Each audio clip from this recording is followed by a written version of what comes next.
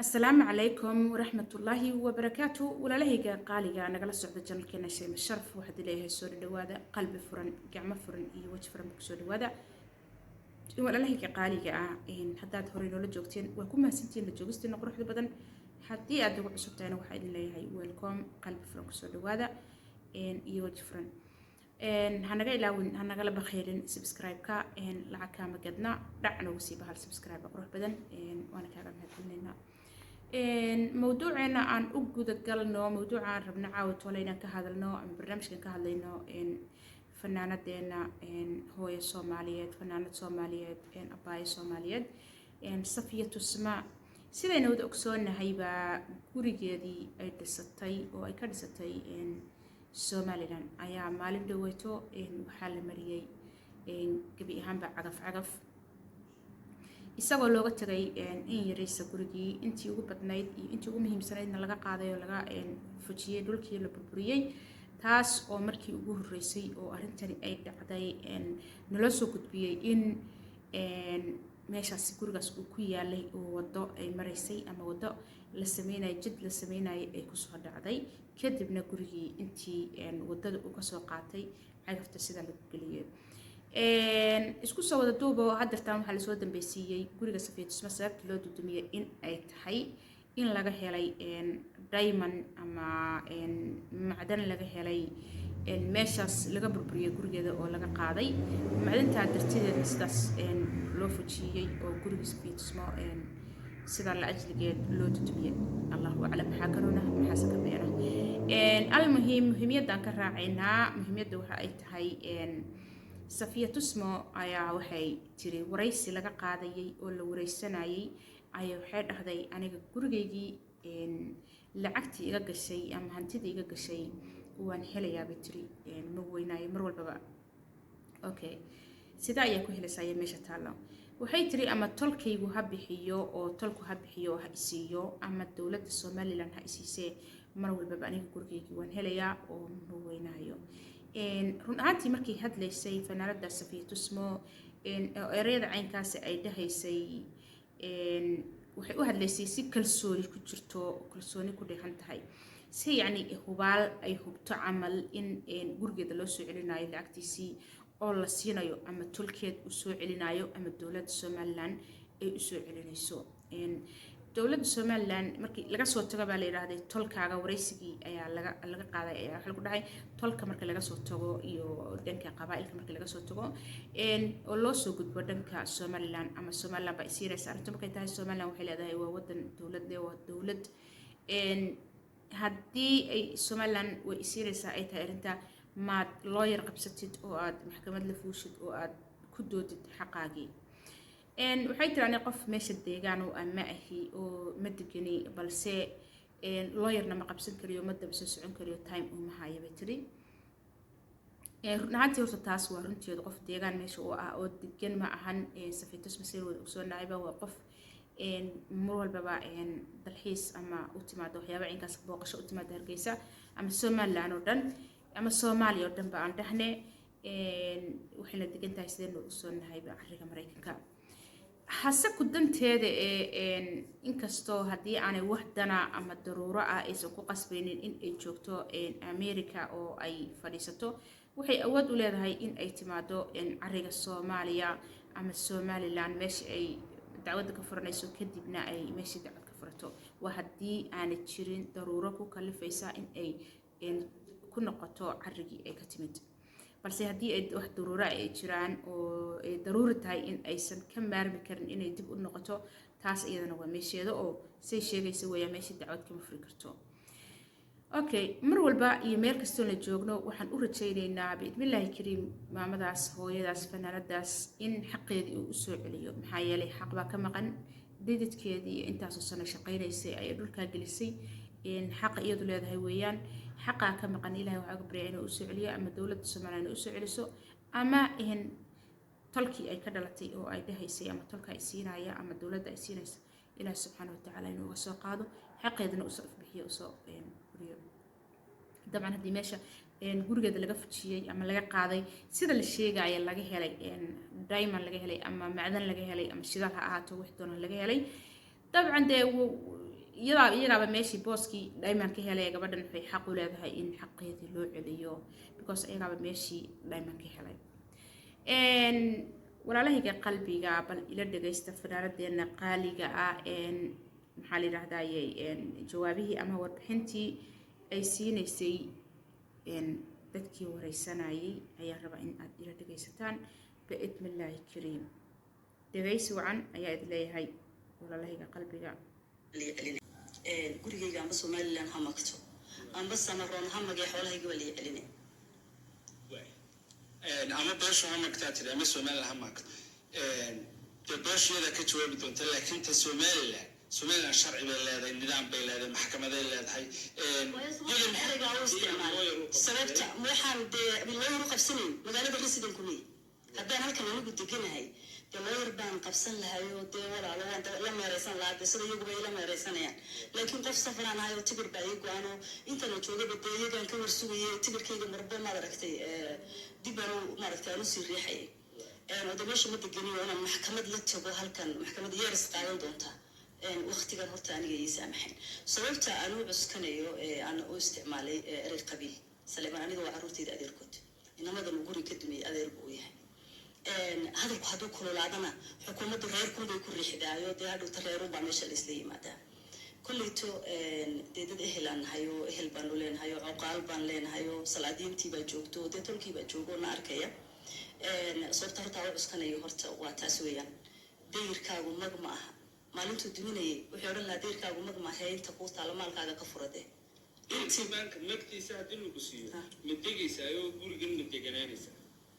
maya dayrka magtiisa haddii la siiyo gurigan mida guriga deganaan kara maaha walaal macan waad arkaysaa iyo dee marbaba halkan ma deganaan karayo magtii dayrkayga haddii la siiyo intaa guriga ku xidhan intaan iibiyo amba businessa ka furteen amba dee wax kale aan ka sameeye arrin kale aan u isticmaali lahayo aanan ahayn inaan seexdoon deganaado inaan taaganahay waa wadadii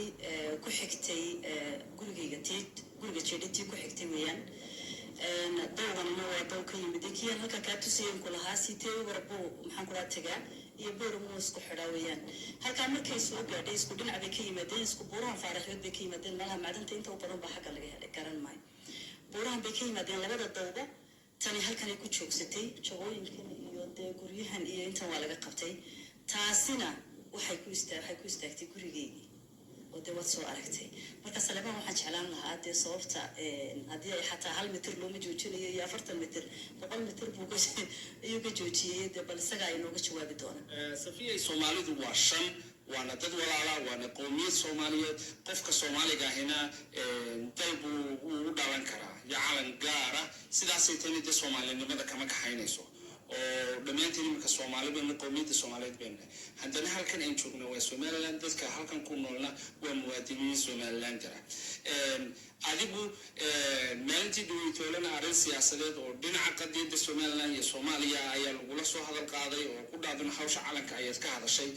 qadiyadaasi markaa sidee adiga kula muuqataa miyaanad isku wadan karin soomaalinimadaada adigoo ah iyo somaliland ilan qofka jabuutiyaanka isagoo soomaaliya ayuu jabuutiyan yahay qofka soomaaliga isagoo soomaaliya ayuu soomaali ethoobiyan yahay ka soomaaliga isagoo soomaaliya iyo somaliland ka soomaaliga isagoo soomaaliya ee soomaalida kenya yahay marka maxaa iska kaa dhexgelinaya qadiyadii siyaasadda iyo tii qowmiyadda soomaaliya horta waa su-aal wanaagsan berigii hore gabadha marka la tahoyanayo waxaa la odhan jiray qolomaa tahay oo qabiilka qabay sheegi jirtay taasi markay dhamaatana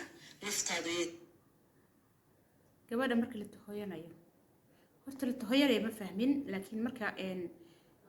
mumkin qabiilkeeda la weydiina ayaan u fahmaya maadaama qabiil meesha u yimaaday gabadhii la su-aalay gabadha markii la tahoyanayo markii qabiilkeeda la weydiiyay ayaan kasoo qaaday laakiin aniga macnahay tahay markasaay mis ma garanaay gabadha marka qabiilkeeda la weydiinayo qolama tahay la yiraahdo ninka qaba qabiilkiisa ayay sheegan jirta ayay tiri fanaanada safiya tusmo arin igu cusub weeyaan run ahaantii wallaahi ana hore u maqlin weeyaan ninka qaba markay qabiilkiisa sheeganaysid adiga waxaad inkiraysaa aabahaagii iyo familigii ku dhalay sax Soomaalidu waxay tiraahdaa naaga ninkii ay u dhaxdo